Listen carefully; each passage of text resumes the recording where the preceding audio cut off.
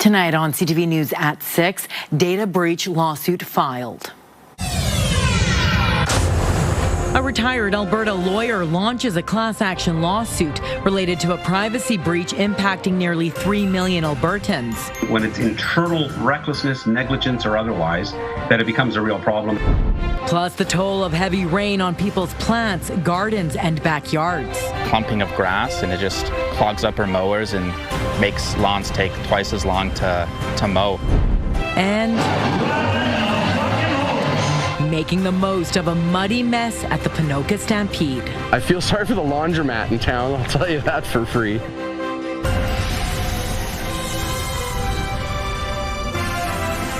CTV Edmonton, local breaking news with Nariman Issa. Good evening. A class action lawsuit has been filed over the Alberta voter database breach from this past April. Among the defendants are the government of Alberta, the province's chief electoral officer, and a separatist group. CTV's Connor Hogg joins us now. And Connor, who is behind this lawsuit? Nariman, Cooper Regal LLP filed the class action. It alleges the defendants distributed, disclosed, accessed, and failed to safeguard the personal information of approximately 2.9 million Albertans. The lawsuit says the class would include people on Alberta's elector list prior to April 26, 2026. In April, a pro-separatist group called the Centurion Project made a publicly accessible website database. It included names, addresses, phone numbers, and other identifying information from Alberta's elector list. The website was shut down in early May. Court documents show Elections Alberta traced the list back to an official list legally provided to the pro-independence Republican Party of Alberta. One of the lawyers in the class action says the information shared is not recoverable. He says because it was released within the province and tied to a political party, legal action is appropriate. When it's internal recklessness, negligence, or otherwise, that it becomes a real problem, and that's what we have to hit hard. That this isn't a function of somebody in some foreign country hacking into a computer system. Rather, it's people in our own country and our own province. The class action suit still has to be certified. Lawyers say if it goes ahead, it could take several years to resolve, and it's unclear what a potential payout could look like. The province says it has received the statement of claim and is reviewing it. It says it will not be commenting further. Nariman? All right, thank you. That's Connor Hogg reporting live for us tonight. The Prime Minister will be in Edmonton tomorrow on the eve of a provincial announcement about a West Coast pipeline. Ottawa says there is no private sector proponent for the pipeline, raising questions about upfront costs to Albertans. CTV's Tim Brooke has more. Ahead of a midnight deadline, PM Mark Carney is on his way to Alberta to talk about the province's pipeline submission. We've been in close contact, the Premier and I, our teams as well. When the PM and Premier meets, they will likely discuss the absence of a private proponent for that new pipeline to Tidewater. Carney confirmed Tuesday the proposal still does not have a financial backer. Experts aren't surprised. If you're still trying to talk about a Fortune 500 company a few weeks before your announcement, that really says you have nothing to work with, right? Right now, major producers have alternatives for their product, including Enbridge and TMX expansions and a new South Bow line proposal. And that's 1.2 million barrels a day of capacity that could come on quicker, probably with lower risk, and very likely with much lower cost. And so, Premier Danielle Smith will likely opt to kickstart this project with taxpayer money. She's seeking to de-risk this investment, which I'm sure proponents would be interested to see it progress and may likely champion it once it gets through the regulatory process. If the province can't find a backer, one spending watchdog worries it'll be a repeat of the Justin Trudeau government's 2018 pipeline purchase. This is very frustrating. This would be a big waste of taxpayers' money if this is what happens on Thursday. We're very concerned. Tim Brooke, CTV News, Calgary. The Alberta legislature says it's hosting the biggest Canada Day festivities outside of Ottawa tomorrow. It will include a pancake breakfast at the Ledge from 7 to 10:30 a.m. The Legislative Assembly is then putting on a day of family fun from noon to 5 on the grounds.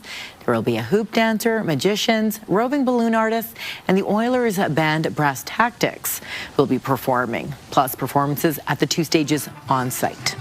We're trying to kind of have a balance of representation across the stages. So up here it's mainly music. It's all Alberta artists. Where the last show is Reuben in the Dark, which is a Calgary band who's just fabulous performers. On the south stage we have more of those cultural performances. Organizers say most of the event can be moved indoors if it rains too much. The city is also warning people about watching the fireworks from the banks of the river since it's currently unsafe. For more information on where best to check out the fireworks, head to our website. The city has closed all low-lying trails and river access to the river due to rising water levels and a provincial high stream flow advisory. Trail closures include Highlands Dawson Trail, Capilano Gold Bar Trail, Emily Murphy Kinsman Trail, and the River Loop Trail near Fort Edmonton. Additional trail closures are in effect at Jackie Parker Park and the Minchow neighborhood. With the mosquito population booming, the province has put out a warning about West Nile virus. Primary Care Alberta says the infection can cause flu-like symptoms. In rare cases, it leads to brain and spinal cord inflammation, which can be hard to recover from. There is currently no specific treatment for West Nile virus infection. Primary Care Alberta says while the risk remains low in Alberta, some mosquitoes do carry it, so it's best to avoid getting bitten. When outside, cover as much as your body as possible with light-colored clothing and use Health Canada-approved insect repellent. Now, the mayor says the mosquito situation, quote, sucks right now, but the city is trying to help. Andrew Knack says city crews are working to get rid of standing water in parks and elsewhere while spraying wooded areas to kill larvae. Despite the effort, Knack says Edmontonians might not notice an impact. No matter how much you spray, there's still going to be mosquitoes, right? The spraying is to try to manage the amount of mosquitoes, but with the amount of standing water that we have, it's really hard. Knack was on the council that voted to end Edmonton's aerial mosquito control program in 2022, which used a helicopter to spray ditches and fields surrounding the city. He says he still can't justify spending taxpayer dollars on work outside of city limits. When it comes to yards and gardens, there are pros and cons to this wet June weather. Many plants are thriving and grass is greener than ever. As CTV's Amanda Anderson reports, for those in the landscape business, the record-breaking rain is creating several challenges. Time is of the essence for this landscape company. It's not a race against the clock, but the skies. All sorts of different kind of problems coming up that we're not used to, because it feels like we haven't seen this type of rain in over like 5 years at least. So. Logan Robertson with Supreme Yard Services says lawns left too long between mowing, or if they're cut when still wet, can create challenges. The clumping of grass, and it just clogs up our mowers and makes lawns take twice as long to mow. The biggest issue is landscape projects getting delayed. It's not because crews don't want or can't work in the rain, it's because they can't get soil. All the landscape suppliers are obviously pretty backed up with orders for it, and when it rains it just turns all clumpy and they can't sell it. We don't want to buy it like that because it just doesn't help us get the project done. It just makes more mess, more problems.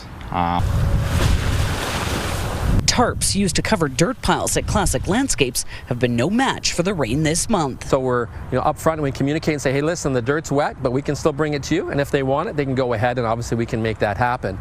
But if it's larger quantities and we have to go off-road to access it, we can't do that in these conditions. Or at the end of the day, it's just better off waiting because you're going to get a better product. Lawns are green and many plants are thriving with all the rain. But the downside is if we don't have good drainage, or we have really heavy soils where the water is just sitting, it actually cuts off the ability for oxygen and air to exchange with the roots. And so you can drown plants out. He says yellowing leaves are a sign of waterlogged plants. Still, he says plants are resilient and creating drainage paths for water should help them recover. Amanda Anderson, CTV News, Edmonton. Oilers prospects are hitting the ice this week for the team's development camp. 27 players will be attending, including all 5 of the team's picks from the NHL draft last week in Buffalo. The Oilers also invited 3 female university hockey players from the States. It's a chance for the NHL hopefuls to show the organization what they're working with. My expectations are just to be the best player that I can possibly be. Obviously work hard on and off the ice and just become a better person. And it's really a development year this next year for me. Just get to that complete two-way center role. I would say definitely nerves, but a lot of excitement. Just I've never been in this atmosphere, and it's something girls dream of. Young, like growing up before there was the PW, it was like, oh, I want to make an NHL team, even though it was kind of unrealistic, but it's kind of fun to live out that dream a little. The development camp wraps up on Thursday with a 3-on-3 tournament. NHL free agency starts tomorrow, and the Oilers will look to shore up a few positions. Two major question marks are what happens to defenseman Darnell Nurse and who will be in net this upcoming season. Connor Ingram is an unrestricted free agent on July 1st, which means he can sign with Edmonton or test the market and go elsewhere. The Oilers are expected to move Nurse before the season starts. However, one hockey analyst says that could be a challenge. If they are able to trade Darnell Nurse, how much money will they have to play with? That can affect what they can do in free agency. And then you go, well, that's great. You've built up this money by trading Darnell Nurse, or cap space, I should say. But who are you going to give it to if you don't like the talent pool in free agencies? TSN confirmed reports Nurse asked the team for a trade. He has 4 years remaining on his contract. Golf courses in our region have been hit hard by the heavy rain. At the Millwoods Golf Club, the only way in has been overtaken by a nearby river spilling its banks. CTV's Noah Rashog reports on the impacts of the closure and the creative way the course is dealing with it. This is what it's like pulling up to Millwoods Golf Club. The only road to access it has been swallowed up by a nearby river. It's been a rough few days for Millwoods Golf Club Superintendent Todd Paquette. I mean, it's amazing the amount of water. If you look back in the trees, it's right up to the roadway, flooded out sideways away from the ravine. And heavy rainfall has caused the Mill Creek Ravine to run its banks, shutting down the course for more than a week during peak golf season. So an average day in June, a busy day is $25,000 to $30,000 with golf and carts and all that stuff. So yeah, it's a huge impact on our year-long revenue. We're hoping we can gain some of it back, but to gain all of it back would be almost impossible. While they're frustrated, the course is making the best of the situation. It's documenting the situation on social media and created its own hashtag #FreeMillie, a play on the movie Free Willy.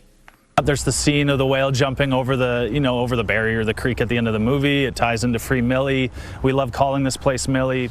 With the course's only entrance being blocked by a raging ravine, the folks here at Millwoods have had to get creative. They've permitted with the city to construct this driving pad here going over their property to give golfers access to their parking lot. For now, they're having fun with the soggy situation. Good afternoon, this is Klaus Jawson reporting for the Channel 4 news team at the Millwoods Golf Club. Pleased to report that we have a 30% chance of no rain at all. Golfers can now access the driving range, but it's not known when the course will fully open. Noah Rashog, CTV News, Edmonton. I need to show Josh Clausen that. Now time for our first look at weather. Josh Clausen is away. It's Kaylin Mitchell who is here helping us out. Kaylin. Now, as we talked about earlier, the 5 o'clock show, temperatures today about typical for this time of the year for Edmonton. We had high temperature approaching 24 degrees, a morning low temperature near 11. Of course, nowhere near the standing records for highs or lows for this date. We do have some weather advisories in effect for parts of the province, a continuing heat warning for some of the northern areas of Alberta, though temperatures there are expected to moderate beginning tomorrow. And because of the presence of wildfire smoke, we have some air quality statements still in effect, but that situation should improve over the next couple of days. Some of that wildfire smoke was being moved in out of northern areas of Saskatchewan, just on the back half of a low pressure system. It's making its way in through parts of Manitoba, bringing in some heavy rain to parts of that province. So as that low gets a little bit further away, we should start to see less of that wildfire smoke moved into Alberta. Now, as we take a look at a forecast for that wildfire smoke over the next couple of days. You know, it's sort of pushed up or moved up towards the north, and that should improve air quality in general for a good portion of the province. Let's take a look at our forecast here as we make our way through this evening, tonight, and into tomorrow. This evening, there is still a chance of a shower or thunderstorm. Overnight, some fog patches developing, fairly mild night. And then in the forecast for tomorrow, some similar weather conditions. Once again, the high temperature will be in the low 20s, but there will be a chance of a shower with a risk of a thunderstorm. I'll have more in the forecast coming up a little bit later on. Thank you, Kaylin. Well, still ahead, welcome news to campers stranded in Kananaskis. With the road being fully opened overnight, we are absolutely open to welcome our guests. The latest from the mountain park, where flooding shut down roads and trails, leaving some campers preparing for a long stay. Also, this didn't happen overnight. It happened over multiple years. An Edmonton man says a road closure could have been prevented years before record-breaking rain.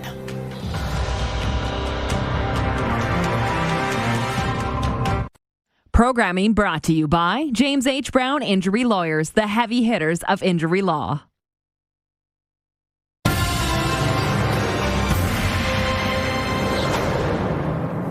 Thousands of people have been able to leave Kananaskis after rain left them stranded. A state of local emergency remains in effect in the area, with many trails and picnic spots still closed due to high water. CTV's Alicia Fieldberg has the latest. The Evan Thomas Bridge washed out after more than 100 millimeters of rain fell in Kananaskis Sunday and Monday, prompting a state of local emergency.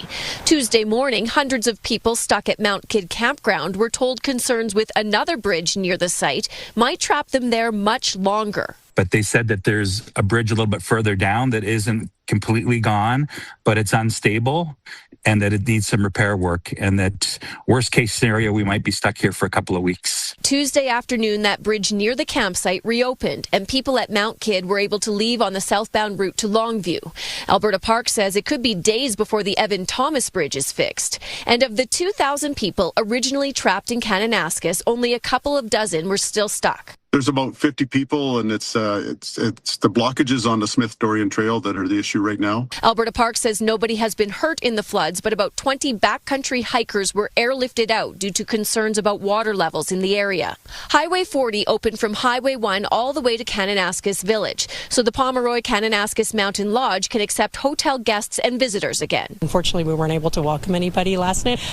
With the road being fully opened overnight, we are absolutely open to welcome our guests.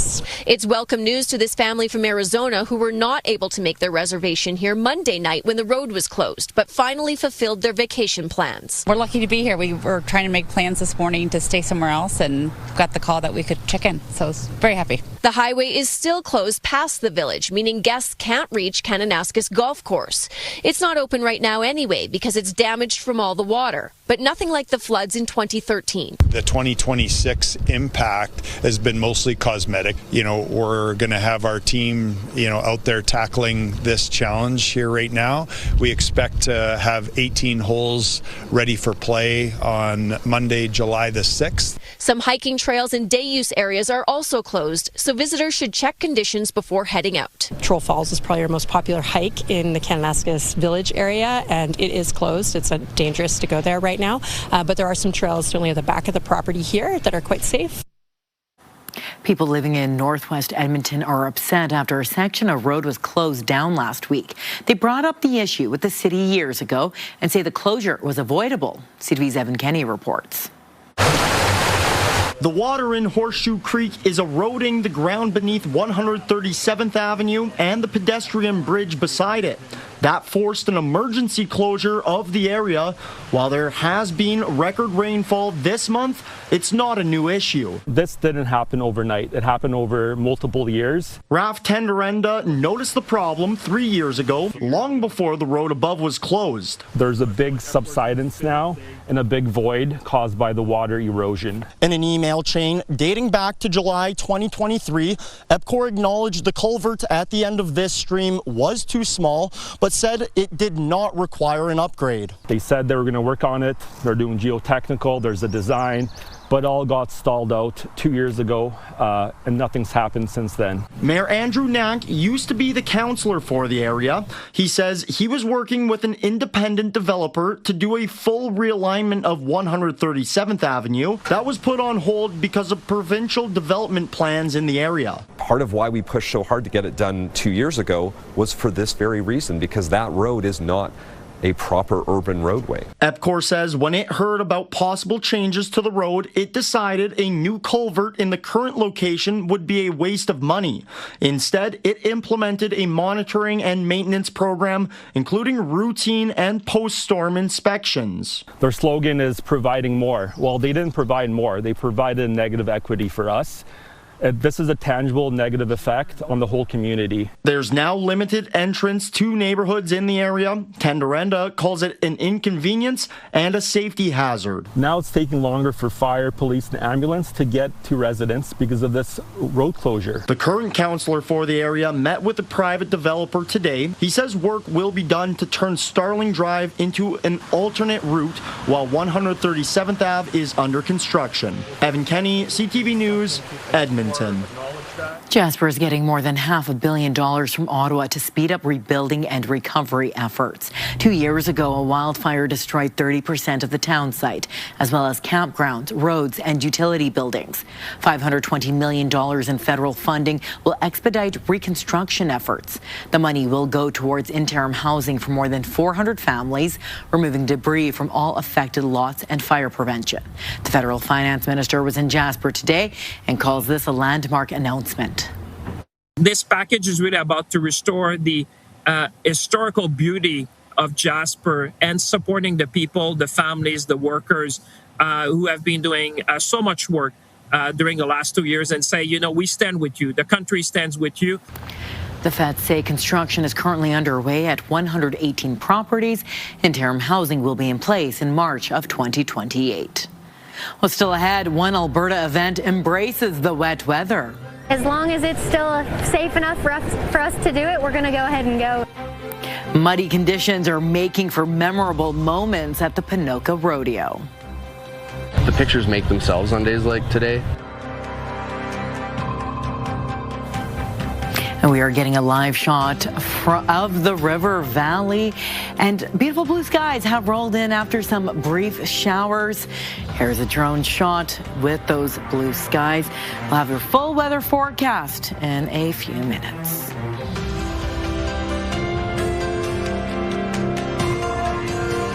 Programming brought to you by Century Casino. 3 great locations: Edmonton, St. Albert, and Century Mile. Programming brought to you by James H. Brown Injury Lawyers, the heavy hitters of injury law.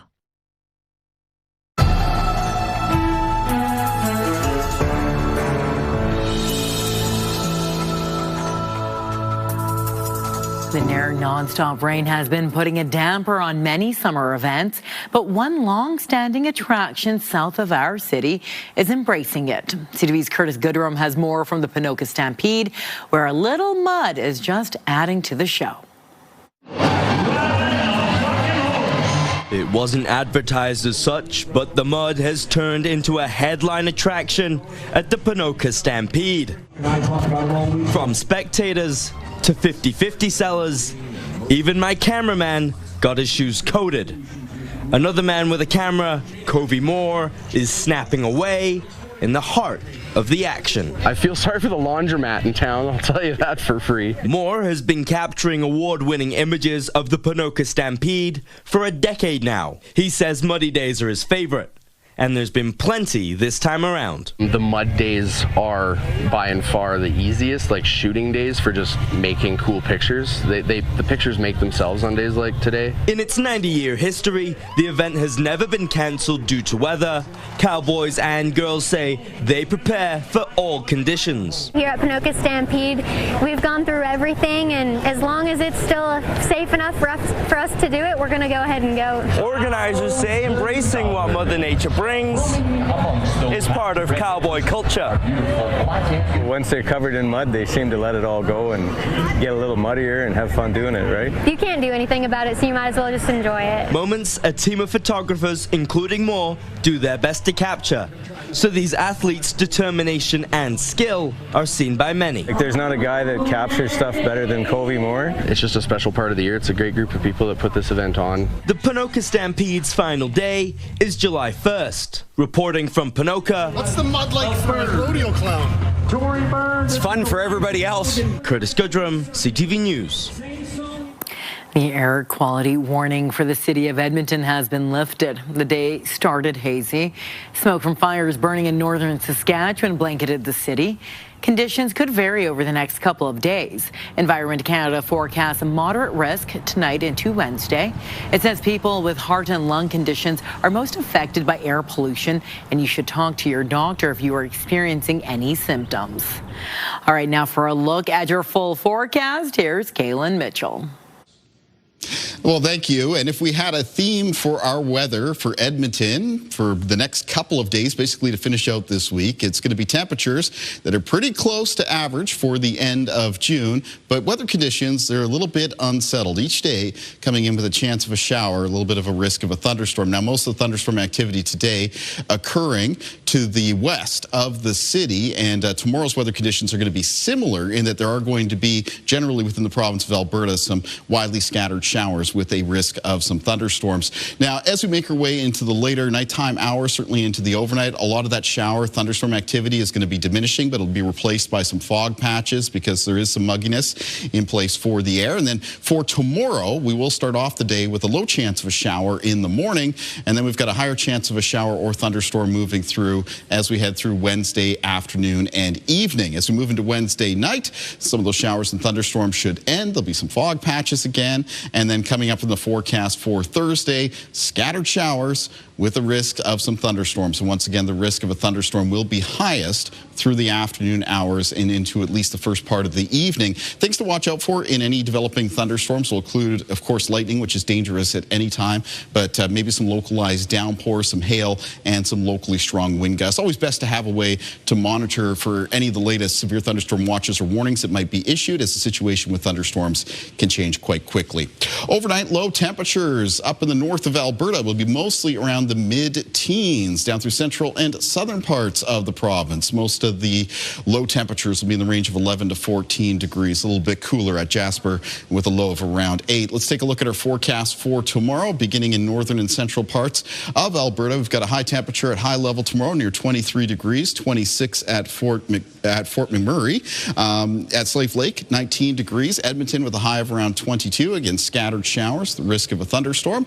Down through southern parts of the province, near 21 for Calgary for tomorrow, 22 at Lloydminster, and 21 degrees for Red Deer. Chance of a shower, risk of a thunderstorm there as well. Now, if we're looking for some summertime heat, maybe some high temperatures that could push up in towards the high 20s or even near 30 degrees, not much sign of that as we close out this week or even going through the upcoming weekend. In fact, the weekend temperatures look like they might be a bit below seasonable for this time of the year. But coming up on Tuesday of next week, it does look like there'll be a ridge of some heat building up out of the United States. So that's the next day that we're looking to where we could be in store for some hotter summer weather. In the meantime, as we take a look at the 5-day forecast there's that continuing chance of a shower or thunderstorm as we make our way through this week, even a low chance of a shower right now in the forecast for Saturday. And then looking ahead at the extended forecast for Edmonton, there you can see temperatures remain a little bit cool through the upcoming weekend, but then increase to around Tuesday of next week and then moderate a little bit through Wednesday and Thursday. We'll have one last look at your Canada Day weather conditions coming up at the end of the show. Well, still to come on CTV News, walking back climate targets. That plan was not sustainable over the long term.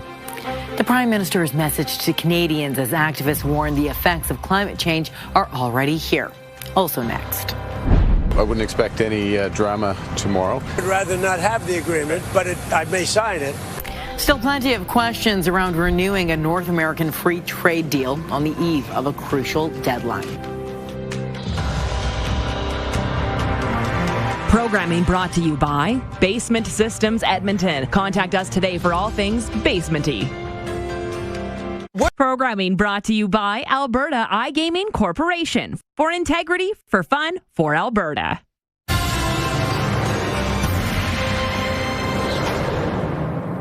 Addressing Canadians today, the Prime Minister referenced the role climate change is playing in burning our forests. He called the climate crisis part of a broader energy crisis in Canada.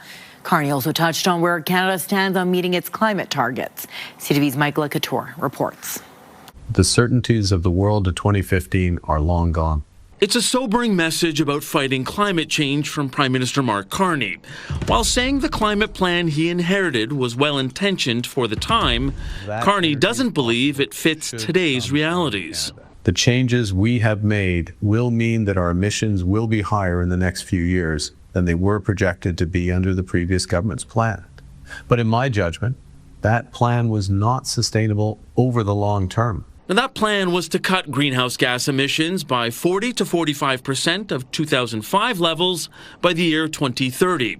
While still committed to lowering emissions, Carney did not set a new target for that goal. We're already paying the price for that in terms of record heat, record temperatures in Canada and around the world. Carney has rolled back a number of Trudeau-era climate policies, which the Prime Minister called an open opportunity to divide the country. In his first act as Prime Minister, Carney cancelled the consumer carbon tax. He also paused the federal mandate on electric vehicle sales, moves that pushed former Environment Minister Stephen Guilbeault to leave the Liberals. We're putting our foot off the gas when it comes to fighting climate change. Carney also signed a deal with Alberta, paving the way for a new pipeline to be built to BC's coast.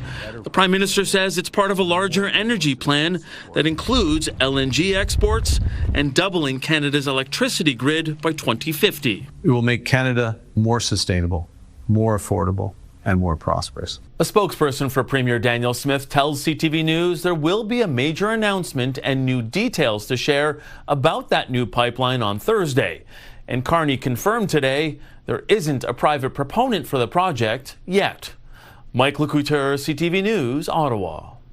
Tomorrow is the deadline for a review of the North American free trade deal known as CUSMA. Despite a flurry of talks and trips to Washington, there are low expectations when it comes to extending the deal. CTV's Abigail Beeman is following the trade talks. The Prime Minister downplaying expectations for July 1st, the deadline for countries to decide if they want to renew the Canada-US-Mexico free trade deal. We're expecting, a constructive exchange. I wouldn't expect any drama tomorrow. I'm not looking for my pen. While most trade watchers aren't expecting the U.S. to announce its intention to withdraw, the president has not been clear. I would rather not have the agreement, but I may sign it. Right. But we do better as a country if we don't have an agreement. So are you thinking of? Yeah, I'm thinking about maybe we won't be able to make a deal. I would rather not have the USMCA. If any party doesn't agree to renew, it will trigger an annual review for the next decade. I think the most likely outcome is going to be that discussions continue and we continue to try to find some kind of accommodation on these issues. Canada's chief negotiator for the original CUSMA told a BMO audience he doesn't expect a deal in the near term, with a possible window around the November midterms. There's a possibility for it to come together, but I think it's more likely that the discussions will continue beyond the midterms and possibly even into next year. Steve Verhoeven and others say the key issue is separate from the CUSMA deadline: what happens with tariffs. We haven't been able to get the United States to drop all of these additional tariffs that it has imposed on Canada and that are actually really devastating to a large number of Canadian businesses currently. Canada, Mexico, and the U.S. will meet virtually tomorrow, with our country represented by Canada-U.S. Trade Minister Dominic LeBlanc. Abigail Beeman, CTV News, Ottawa. The Public Health Agency of Canada says it has wrapped up its response to a hantavirus outbreak on a cruise ship. Anyone in Canada who may have been exposed has completed their self-isolation. The outbreak began in April on the MV Honda's cruise ship. The World Health Organization says in total 3 people died and 13 were infected. 1 Canadian tested positive for the virus. Health officials say they have since recovered. 2 NASA astronauts are conducting a spacewalk on the International Space Station today to repair a joint on the Canadian-made robotic arm. All right, I see you've got your tether in a good config. I see it not tangled with anything. And I see your VR key is good. You look like you're in a good config. The 90-kilogram wrist joint on the Canadarm2 malfunctioned during normal operations in May. The Canadarm2 arrived at the International Space Station in 2001 and is nearly as old as the station itself. Well, coming up on CTV News, a hotly anticipated match at the World Cup in Toronto. An epic match between Ronaldo and Modric. Toronto gets set to close out its World Cup hosting duties with a matchup between two powerhouse teams. And you're taking a look at the CTV drone flying over the Alberta legislature, where the province says they're preparing for a major Canada Day party with a lot of festivities. Stay with us. Programming brought to you by K-Days. The best 10 days of summer are back. Happy Canada Day from all of us at Your Morning. We're back on Thursday with a preview of the new season of Amazing Race Canada and the benefits of keeping your kids outside and letting them be bored this summer. Your Morning Edmonton, weekdays.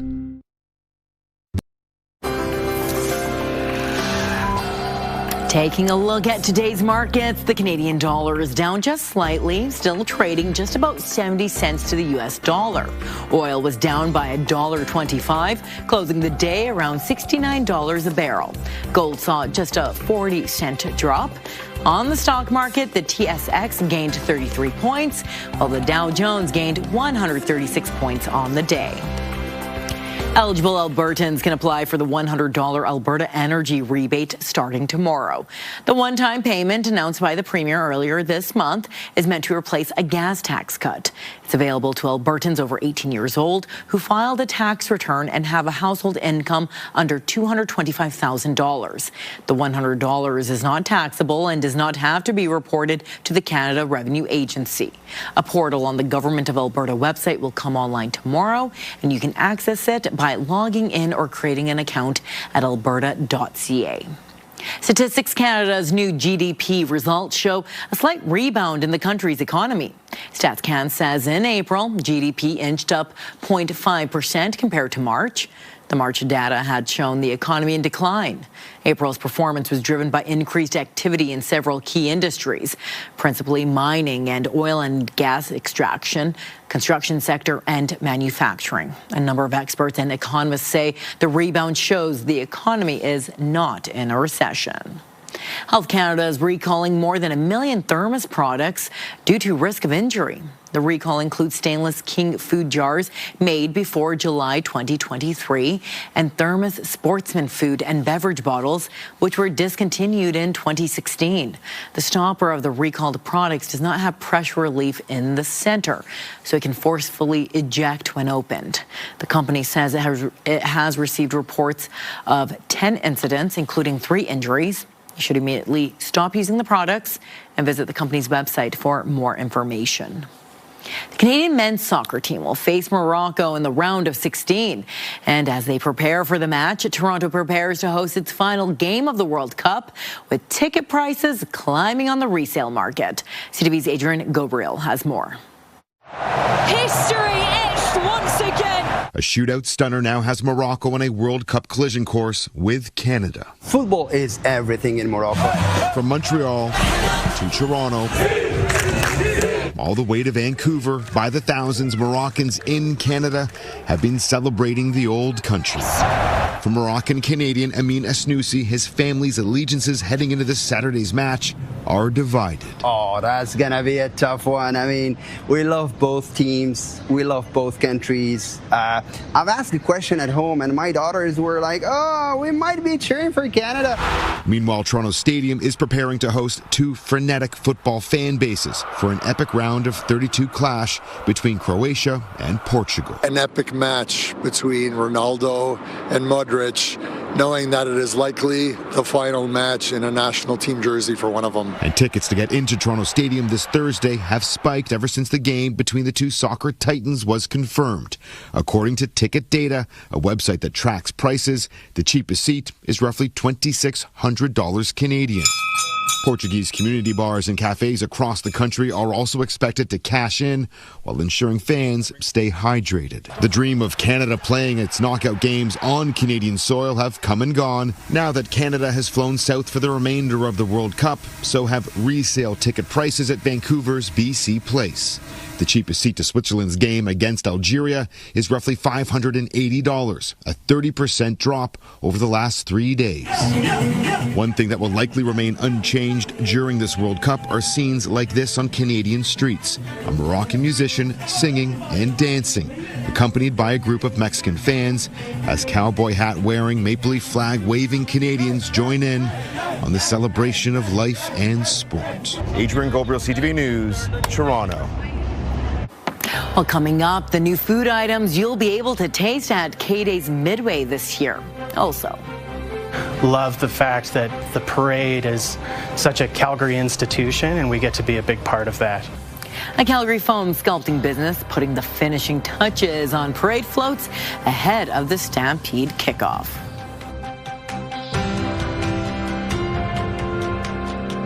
We've got another great night of entertainment coming up right here on CTV.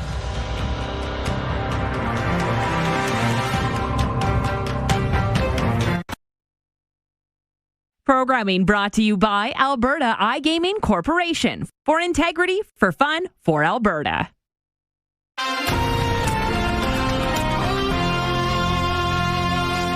K-Days is unveiling its new food lineup with plenty of sweet and savory options and many falling somewhere in between. So deep-fried cheese curds are becoming a staple. This year, they'll have a maple bacon twist. For many, a corn dog at the fair is a necessity. There are several options, including a maki sushi version and a cookies and cream Korean dog. There's a take on a Canadian classic, poutine made out of donuts, marshmallows, with toffee sauce in place of gravy. Now, if none of these are quite decadent enough for you, there's always fair favorites like deep-fried Oreos and vanilla ice cream, and this time, it's drizzled in butter. The Calgary Stampede starts this Friday with the parade leading the way of 10 days of action. For one local business, it's grind time, trying to get several floats ready for the route. CTV's Tyler Barrow has more. The tiniest of details for the grandest of shows. Preparations are in the final hours at Foamworks, which is constructing 5 floats for Friday's Stampede Parade. Stampede's such a busy season for us. We just grow exponentially at this time of the year. The company doubles its staff for the greatest outdoor show on earth. It begins designing in December and building in February. This year, its projects include a sculpture for the airport, which has taken about 500 man-hours. This is usually the time of year where we really get to think outside of the box and create something really special. Also among its clients, Stampede Moving and Storage. The Calgary Stampede is such an iconic event, as everybody knows, and being a part of the parade as our way of, just showing that we're here for the long term. The Calgary Marathi Association will be in the parade for a 5th year, but this is its first time with a float. Its sculpture includes a beaver playing field hockey and a tiger playing hockey. Very happy that we have a 12 feet tall float.